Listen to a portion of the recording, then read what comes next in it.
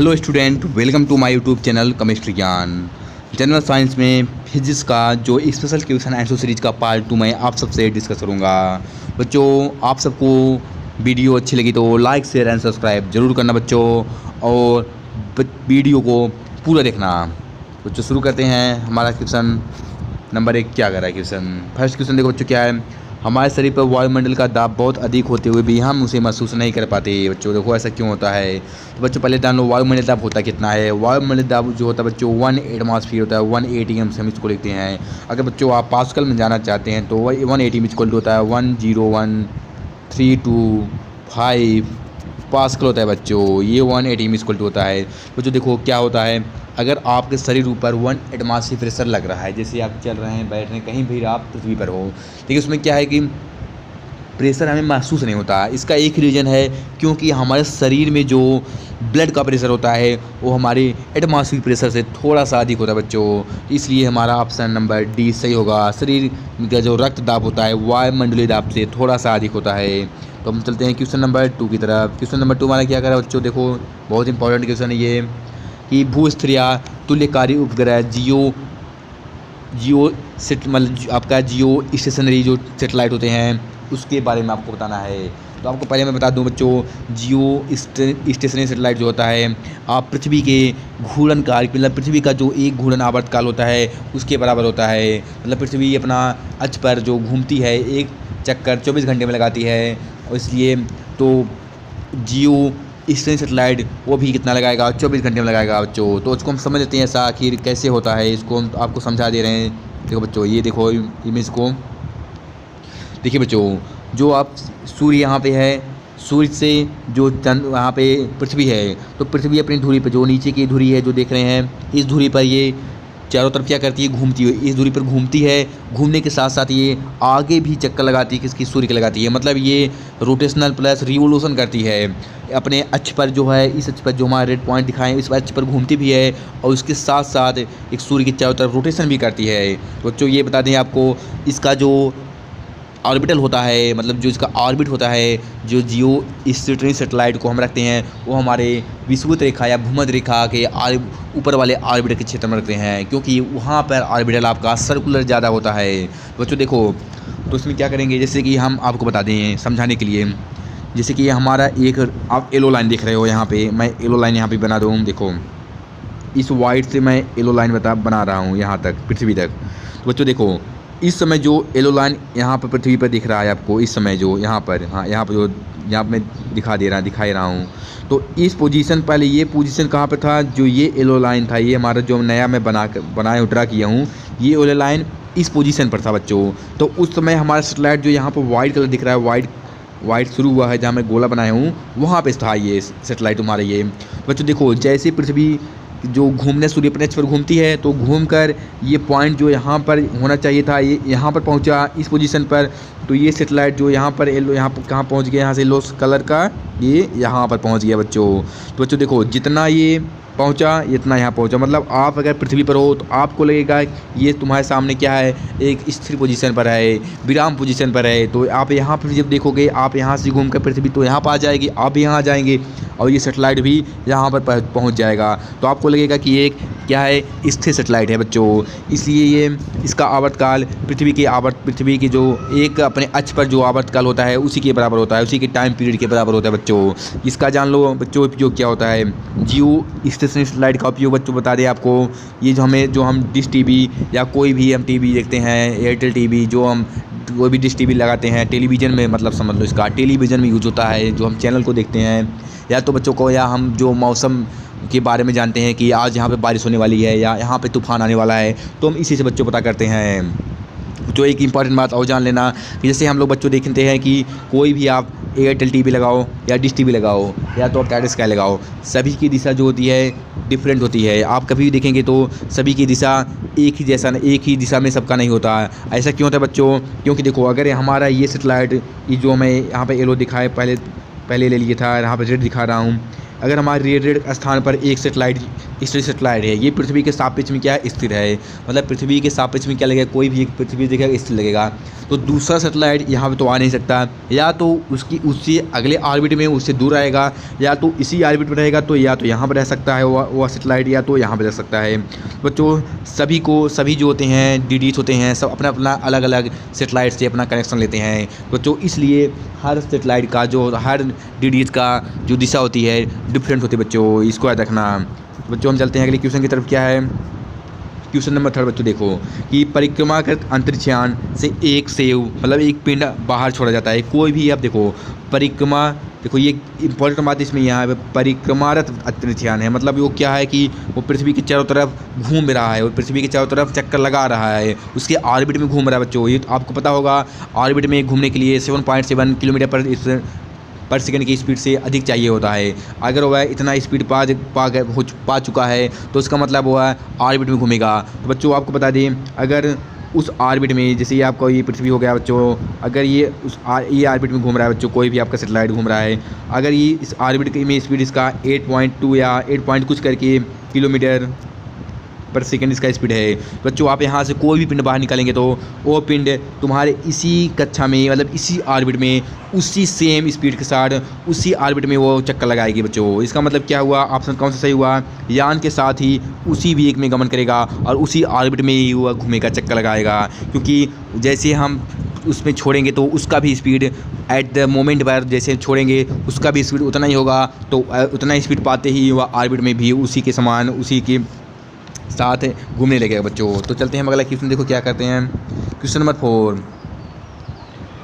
Question number 4 क्या है, समुद्र का पानी घनत्व तो बढ़ता जाता है जैसे जैसे, देखो बच्चों इंपॉर्टेंट बात है ये, समुद्र का पानी आप नॉर्मल पानी से अंतर कितना होता है, क्योंकि इसमें हम जानते हैं साड़ पाया जाता है, साड़ मतलब नमक हम तो उसको हम लवण से बताते हैं। तो देखो बच्चों लवण जो होता है, एक मैं आपको एग्जाम्पल छोटा सा एग्जाम्पल बता रहा हूँ, जैसे देखो अगर मैं एक गिलास पानी यहाँ पर ले लूँ और एक गिलास पानी यहाँ पर सेम मतलब थोड़ा सा डिफरेंट हो रहा है, थोड़ा सेम मतलब वॉल्यूम का हो, इसे यहाँ से मतलब बना लूँ हम, यहाँ से देखो ये आपका इरेज कर दे रहा हूँ।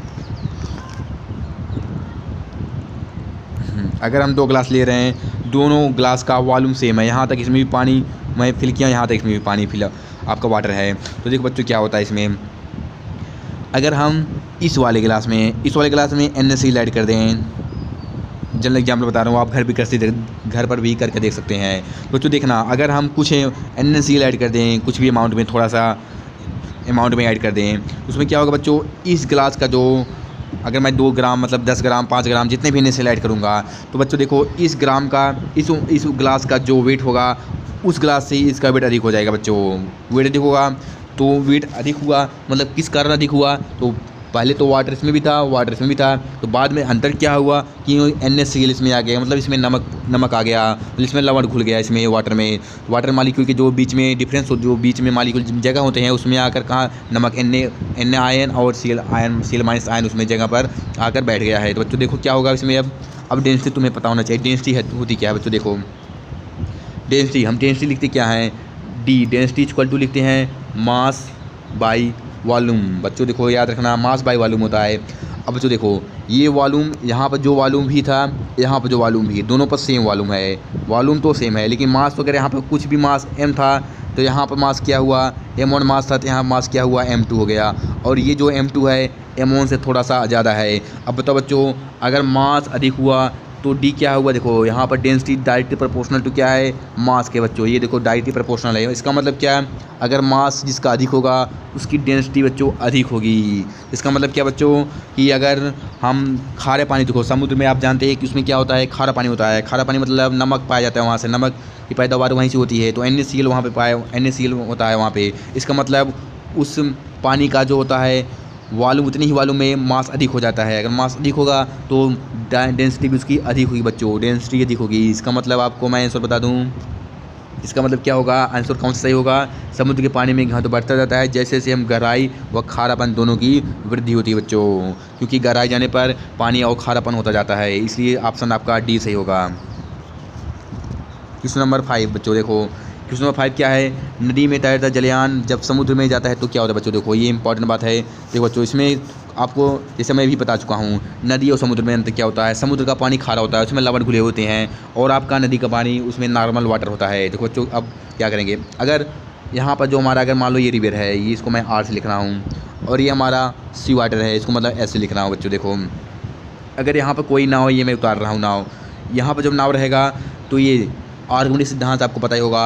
आर्गुमेनिक सिद्धांत क्या था, कोई भी वस्तु जो तैरता है वो अपने भार के अनुसार पानी को विस्थापित करता है, तभी वह तैर पाता है, वहाँ पे तैरने की सक्षम होता है बच्चों। देखो अब क्या होगा, जब यहाँ पर नाव उतरेगी नदी में, तो वहाँ का नदी का पानी क्या होता है, कम डेंसर होता है सी वाटर से, तो वहाँ पानी आसानी से विस्थापित हो जाता है। इसे नाव वहाँ पर थोड़ा सा दबता है, न कि नाव उठता है बच्चों। और देखो जब सी वाटर में आएंगे, उसी नाव को हम सी वाटर में जब लेकर आएंगे, तो सी वाटर में क्या होता है आपको पता है बच्चों, उसके कंपेरिजन में इसकी डेंसिटी क्या होती है, अधिक होती है। जब घनत्व अधिक होगा तो पानी मोटा, मतलब उतने ही वालू में इसका मास अधिक होगा, मतलब थोड़ा सा मोटा हो जाएगा। मोटा होगा तो मतलब उसको विस्थापित करने में दिक्कत होगी। विस्थापित जितना पानी इस नाव से, जितना पानी इसमें विस्थापित हो रहा था, लेकिन इतना पानी इसमें विस्थापित नहीं होगा सी वाटर में, इसलिए क्या होता है, नाव थोड़ा सा बच्चों उठ जाता है। इसका मतलब इसमें ऑप्शन क्या आपका ए सही होगा। क्वेश्चन नंबर 6 देखते हैं बच्चों क्या है।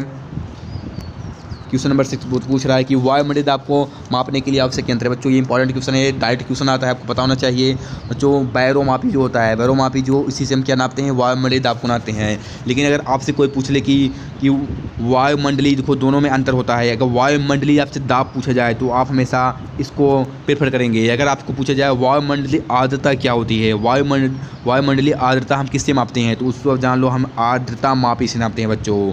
ये आर्द्रता मापी कब लगाएंगे, जब आपको पूछा जाएगा वायुमंडलीय आर्द्रता, मतलब वायुमंडलीय आर्द्रता को अगर हम मापते हैं, किससे मापते हैं, तो ये आर्द्रता मापी होता है। अगर वायुमंडलीय दाब कोई पूछा जाए ये बच्चों, तो आपका बैरोमापी होगा। तो चलते हैं अगले क्वेश्चन की तरफ बच्चों। क्वेश्चन नंबर 7 देखो बच्चों क्या है। क्वेश्चन नंबर 7, किसी पिंड का भार अधिकतम होगा। बच्चों आपको जान लो, किसी पिंड का भार हमेशा स्पेस में किसी भी पिंड का भार अधिकतम होता है, क्योंकि बच्चों स्पेस में जो होता है, जो हमको बताए थे क्या, एटमॉस्फेयर जो एटीएम आपको बताए थे कि एटमॉस्फेरिक प्रेशर मैक्सिमम हो जाता है वहाँ पे, जब हम निर्वात में, मतलब निर्वात इसका मतलब निर्वात मतलब स्पेस पे, तो स्पेस में क्या होता है बच्चों, वहाँ पर एटमॉस्फेरिक प्रेशर बढ़ जाता है। एटमॉस्फेरिक प्रेशर बढ़ जाता है जिससे हमारा पिंड का भार मैक्सिमम महसूस होता है। इसलिए इसमें ऑप्शन कौन सा सही होगा, डी सही होगा बच्चों। क्वेश्चन नंबर बच्चों देखते हैं, क्वेश्चन नंबर 8 क्या है। क्वेश्चन नंबर 8, घड़ी की चाबी भरने पर प्रक्रिया। घड़ी में क्या, देखो जो घड़ी होती है, जो जब पहले तो होती थी जो घड़ी वाली चाबी, जिसको हम चाबी भरते थे, वह चलना स्टार्ट होती थी। तो बच्चों देखो घड़ी में जो चाबी भरने की प्रक्रिया, तो घड़ी में क्या होता है, देखो विद्युत ऊर्जा संग्रहित रहती है उस घड़ी में, कि दाब ऊर्जा संग्रहित होती है, या गतिज ऊर्जा संग्रहित होती है, या स्थितिज ऊर्जा संग्रहित होती है। बच्चों ध्यान लो, कोई पहले किसी भी वस्तु को, एक यहाँ पर देखो व्याख्या सुन लो इसको, किसी वस्तु की स्थिति का आकार में परिवर्तन के कारण जो कार्य करने की क्षमता आ जाती है, इसे इस वस्तु का स्थित ऊर्जा कहते हैं बच्चों। स्थित ऊर्जा जो हम Q रिप्रेजेंट करते हैं, mgh रिप्रेजेंट करते हैं। देखो बच्चों, क्या घड़ी की चाबी आप भरेंगे तो क्या घड़ी में कार्य करने की क्षमता आ जाएगी। इस घड़ी की आप चाबी भरे, घड़ी आपकी रुकी हुई है, तो आपने घड़ी को चाबी भरना शुरू किया, कुछ देर बाद आपकी घड़ी क्या हुई, स्टार्ट हो गई। इसका मतलब क्या हुआ कि आप किसी भी वस्तु की, देखो डिफिनीशन भी हुआ है, किसी भी वस्तु का स्थिति या आकार में परिवर्तन के जो कारण होता है, तो देखो उसका घड़ी रुकी हुई थी उस समय, तो उसमें परिवर्तन का कारण क्या हुआ, मेरी चाबी का भरना परिवर्तन कारण हुआ उसका, तो देखो उसको हम क्या बोलते हैं, स्थितिज ऊर्जा बोलते हैं। इसलिए बच्चों घड़ी में जो चाबी भरने की प्रक्रिया, घड़ी में क्या होती है, स्थितिज ऊर्जा संग्रहित रहती है, जिसको वह फिर से चला देती है बच्चों। इसलिए इसमें ऑप्शन क्या होगा, डी सही होगा। तो देखो क्वेश्चन नंबर 9 क्या है। क्वेश्चन नंबर 9 क्या बोल रहा है, स्थिर आलम से लटके एक लंबे धागे में बंधा एक छोटा पदार्थ इधर उधर झूल रहा हो तो पदार्थ को, मतलब देखो झूलना मतलब दोलन होता है, तो पूछ रहा है कि अगर कोई भी इधर उधर घूम रहा है, तो पहला ऑप्शन है कि स्थितिज ऊर्जा दोलन के मध्य अधिकतम होगी। दूसरा ऑप्शन पूछ रहा है गतिज ऊर्जा दोलन के बीच अधिकतम होगी। देखो हमें स्थित और गतिज ऊर्जा को देखना है बच्चों, तो देखते हैं इसमें क्या होता है बच्चों। देखो अगर मान लो हमारा एक यहाँ पर ये इस रस्सी से ये स्थिर पोजीशन पे यहाँ पर है, और मान लो ये पोजीशन, एक पोजीशन जो दोलन करते समय एक पोजीशन तो ये आएगा, और एक पोजीशन मान लो ऊपर की ये रहेगा, और एक पोजीशन ये रहेगा बच्चों, ये इसी दिशा में ऐसे से दोलन करेगी। तो देखो बच्चों अच्छे समझना इसको।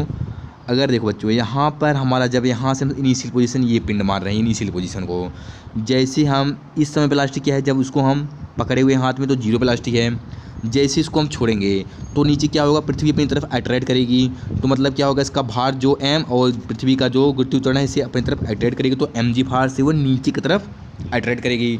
तो क्या करेगा, जितना उसका भार होगा उतनी तेज वो नीचे आएगी, जो भी पदार्थ होगा नीचे आएगा वो। अब नीचे आते समय वह देखो कितना नीचे आएगा, जब इस पोजीशन पर नीचे पहुंचेगा, नीचे जैसे जैसे नीचे आता जाएगा उसकी वेलोसिटी बढ़ती जाएगी बच्चों। पहले वेलोसिटी 0 थी, जैसे नीचे आएगा तो वेलोसिटी बढ़ती जाएगी। लेकिन बच्चों देखो जब इस पोजीशन पर आएगी, इस पोजीशन पर आते ही अब क्या करेगी, वेलोसिटी इतनी अधिक हो जाएगी कि वहाँ पर जो ये mg फोर्स लग रहा था वो अट्रैक्ट नहीं कर पाएगा, उतना तेज़ से उसको रोक नहीं सकता कि इतनी वेलोसिटी मतलब उतना फोर्स है, इतना भार नहीं कि वो इतनी पर रुक जाए।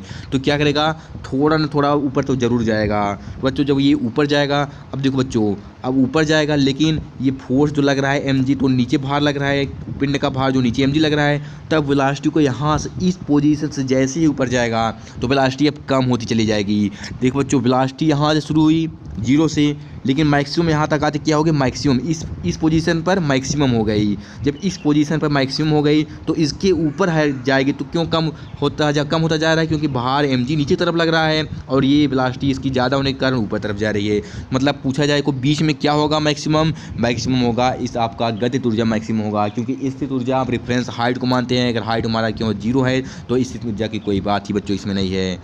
तो इसका मतलब आप बच्चों देख सकते हैं क्या होगा इसमें, ऑप्शन देखो, ऑप्शन डी नहीं बच्चों, ऑप्शन बी गतिज ऊर्जा दोलन के बीच अधिकतम होगी, स्थित ऊर्जा की कोई बात ही नहीं है। इसलिए ऑप्शन क्या सही होगा आपका, ऑप्शन बी सही होगा बच्चों इसमें।